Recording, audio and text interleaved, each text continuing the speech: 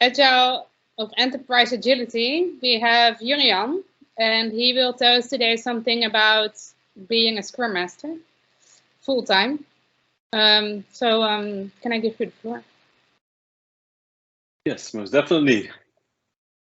Yeah, it's been fun to get back to this community. I'm not sure, who knows me or Bijoya well, but it's been a little bit more than 7 years ago now when we first joined Society in the Java community when we were doing our what did the translates do while we were graduating the final project.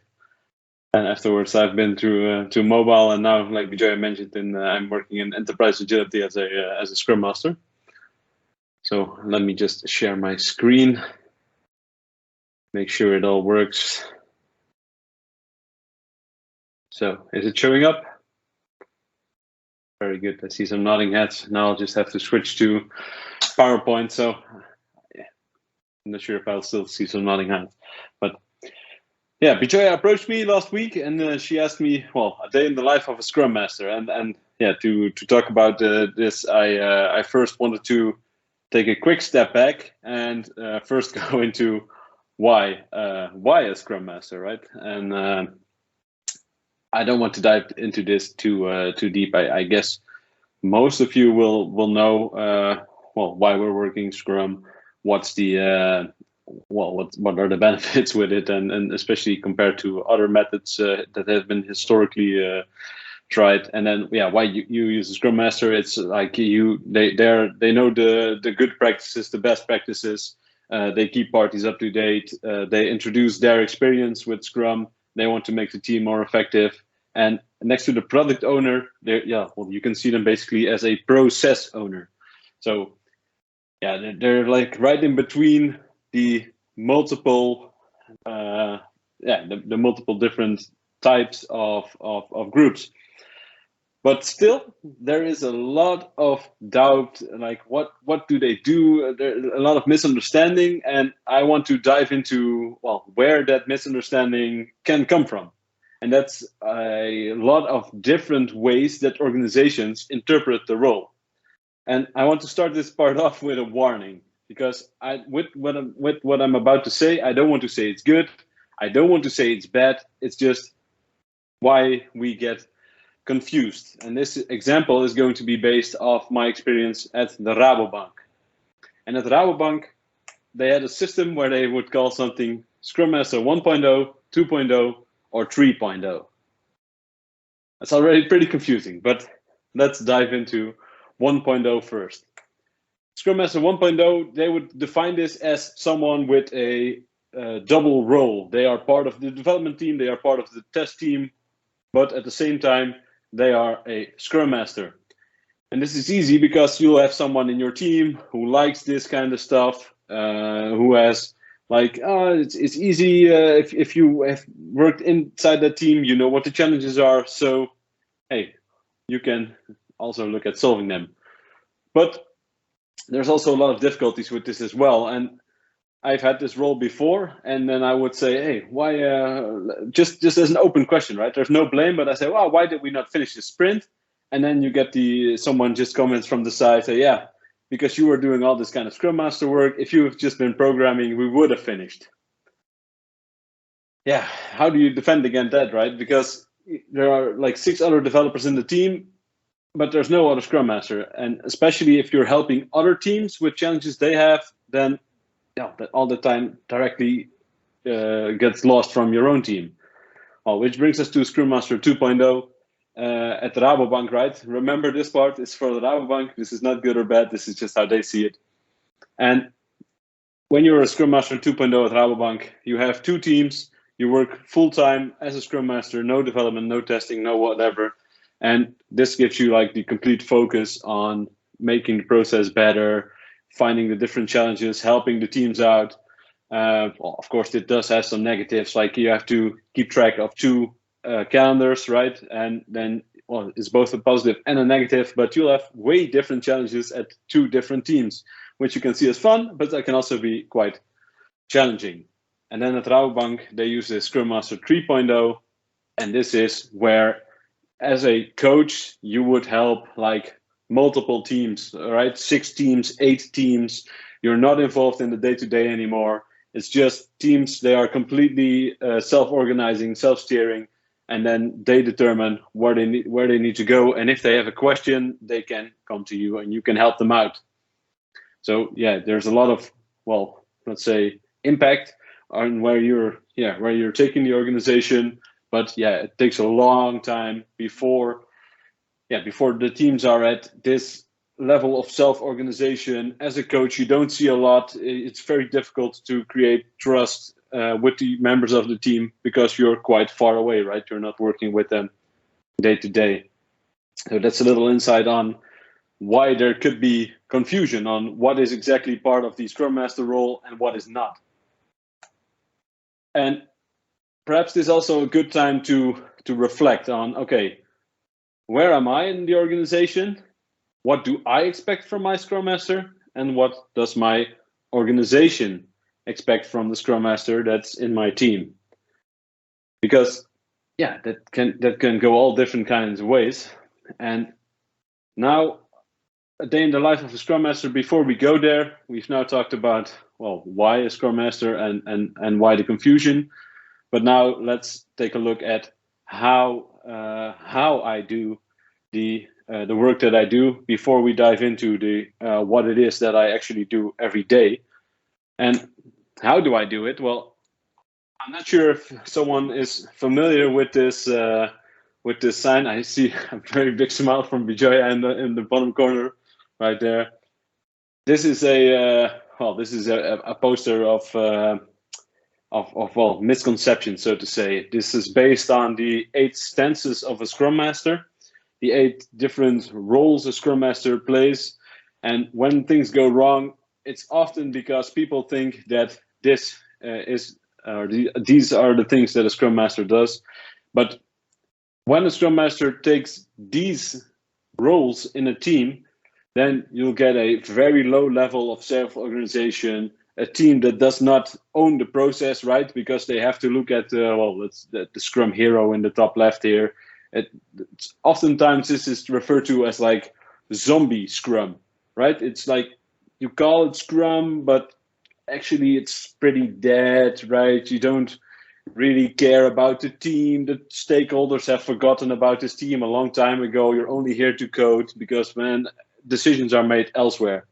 Now, what's the good side and how I actually do it is with these roles, and that differs a lot from day to day, right? So one day in the stand-up, people they tell me about, oh, this is not working.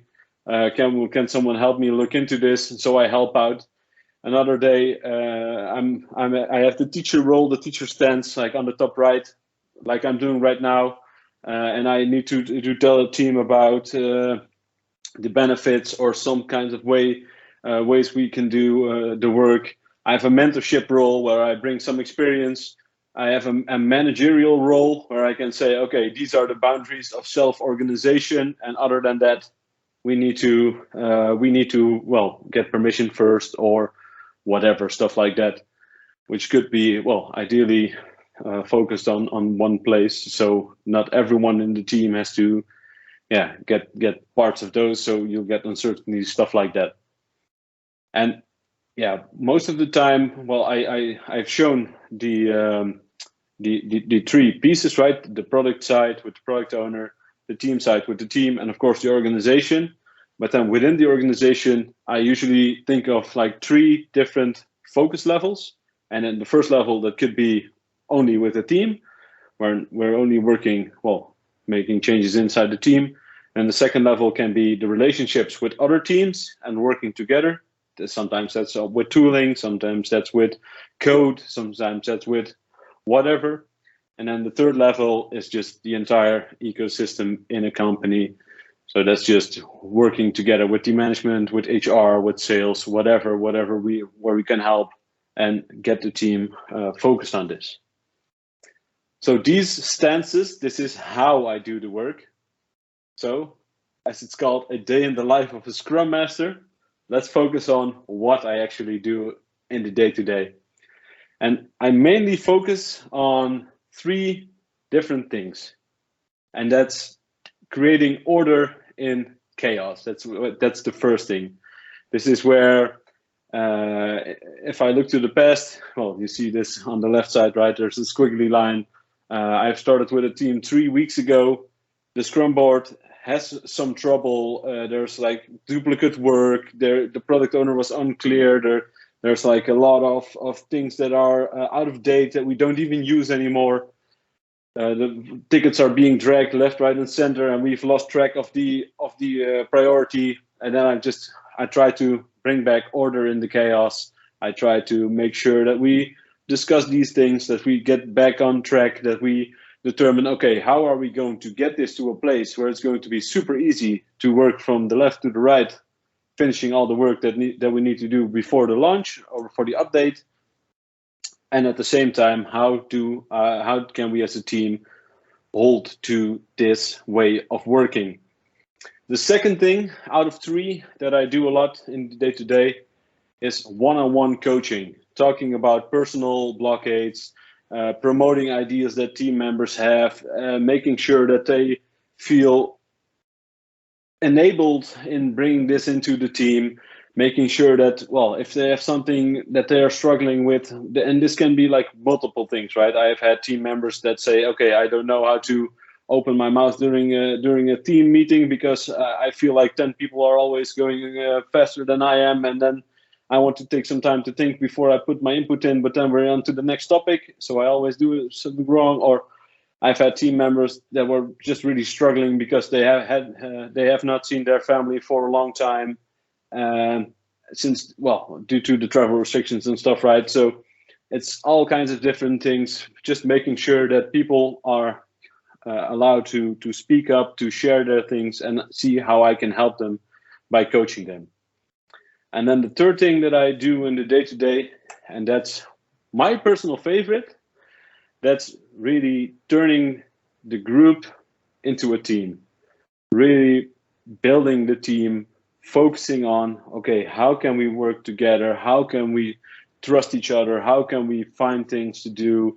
I also enjoy like making things fun, asking some silly questions in between. Like this week, we were discussing something, and then someone mentioned they were playing ukulele. So then at the end of the stand-up, he just gave us a couple of minutes of ukulele. Well, everyone was just bright that day, right? Just in the morning, everyone's day spirits were lifted, which is really fun.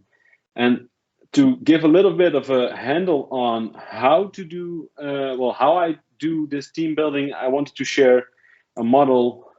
Does it translate? Well, I guess a mental model of that I use to determine where is a team in this pyramid. This pyramid is called the Pyramid of Lencioni, and it works from the bottom to the top, right? To get great results, you'll need to have accountability in the team, you'll need to have commitment from the team, you'll need to have positive conflict in the team, and this can only happen if you have a lot of trust. And oftentimes, when I see a lot of trouble in a team, it's mostly because there is no trust. You don't know each other. It's scary, especially nowadays in the pandemic. Everybody's working from home. It's very difficult to build trust because the serendipity is gone, right? You don't have those talks anymore, those chats after a meeting, at the coffee machine, that kind of stuff.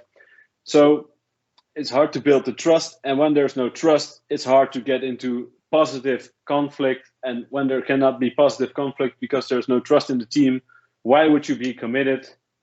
Well, you get the idea. So with this in mind, I think it's very important that you realize that where is your team right now? Do you recognize that there is no trust, or that there is no conflict, or that there is no commitment? Then you can get an idea of, okay, what do I need to work on first before I can start building the team to great results, turning this group of people into a real team. And to help you with that a little bit, I oftentimes use something silly like first date questions, and there's also some tools. I'm not sure if my camera is also on while I share my screen, but I'm holding up what's called a kletsdoosje, and there's just questions in that, and questions like, okay, if you could be an expert in something, like tomorrow you wake up and you're one of the best in the world, what would this be? What kind of instrument would you like to play? How do you recharge after a difficult day? What is something that you personally buy more of than like anyone else in the world? Or what would you have wished that someone would have taught you like way earlier in your life? And if you think of these things, you just get to know your team members more, and then you can, this is can be right. There are of course multiple ways, but this can be a nice way of starting to build trust in your team. So that would my advice be. Just take a moment, think, okay, where is my team right now in the pyramid of Lencioni?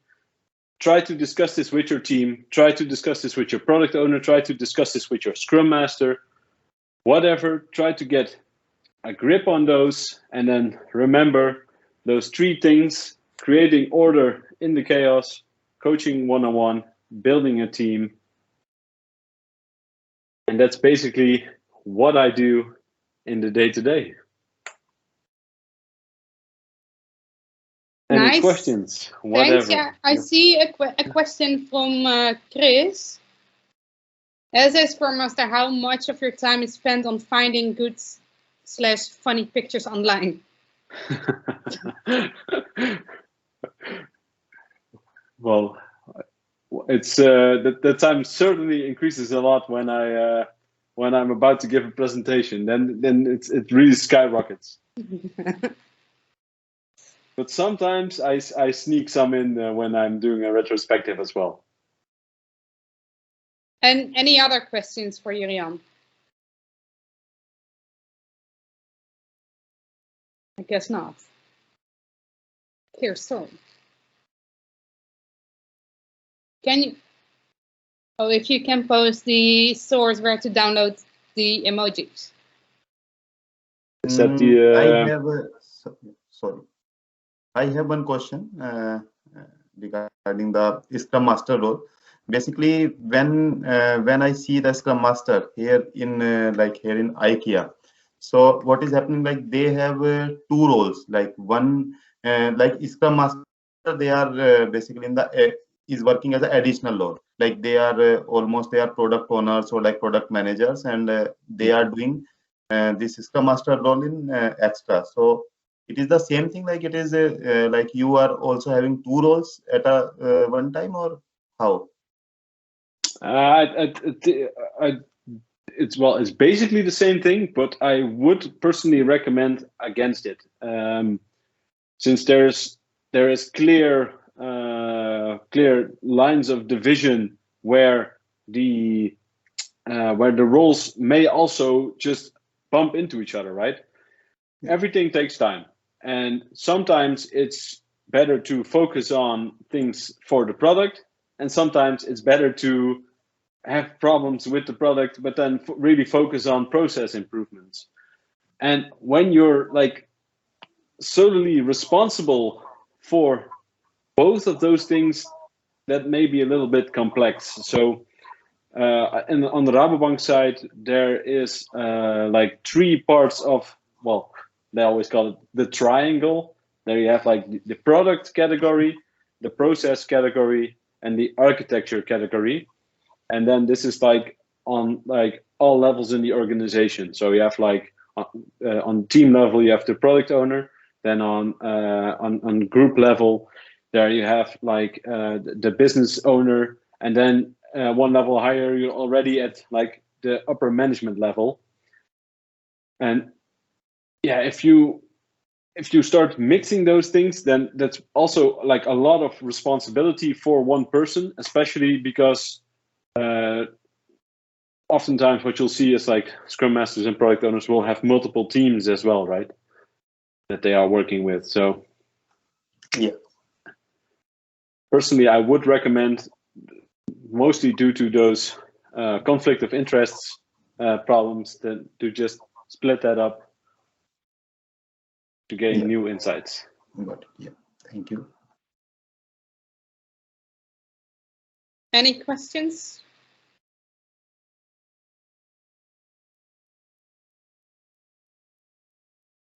I hope those emojis were the ones that you that you meant. It's called, like, I put it in chat right now. It's called the 8 stances of a Scrum Master, and that's the one with the with the South Park characters. Okay, if there are no more questions, then thank you for being here.